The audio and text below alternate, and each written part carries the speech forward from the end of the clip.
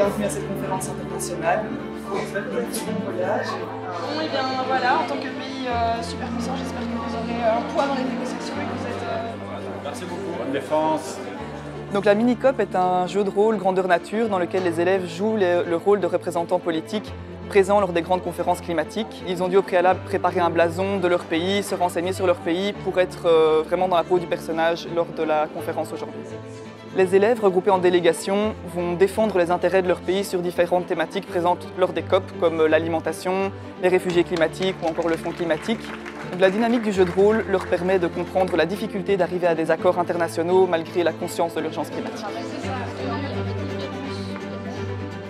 Je représente l'Arabie Saoudite, la France, l'Australie aujourd'hui, la Zambie.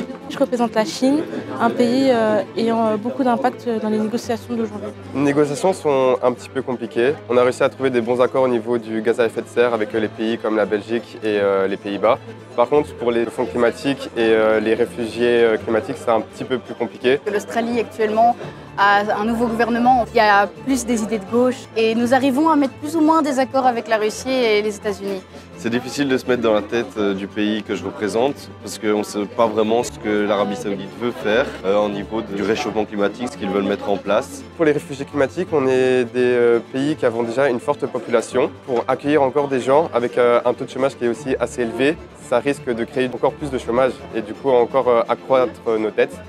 Chaque pays essaie de trouver son intérêt dedans. C'est surtout au niveau de l'argent, c'est compliqué.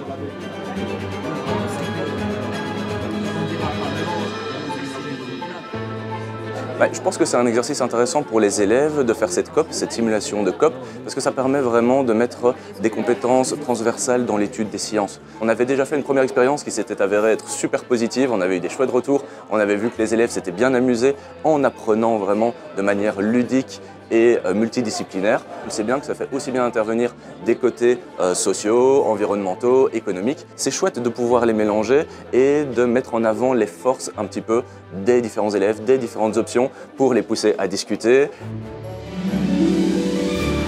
Alors je vais demander au premier groupe, c'est les gaz à effet de serre, de venir présenter l'accord auquel ils sont arrivés.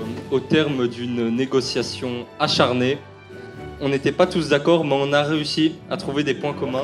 J'ai trouvé la conférence très intéressante. C'est vrai que dans les cours habituels, on n'a pas l'habitude forcément de parler du climat et tout. Donc c'était très intéressant de pouvoir en parler et en apprendre plus sur ce sujet. J'ai appris que beaucoup de pays n'avaient pas les mêmes capacités que d'autres et que certains pays avaient plus de possibilités que d'autres et qu'on ne pourra jamais être d'accord avec tout le monde. Il y aura toujours des gens qui seront qui n'auront pas d'avantages et d'autres qui en auront plus et qu'on ne saura jamais faire plaisir à tout le monde. Je retiens qu'il faut essayer de trouver des accords, des compromis entre chaque pays.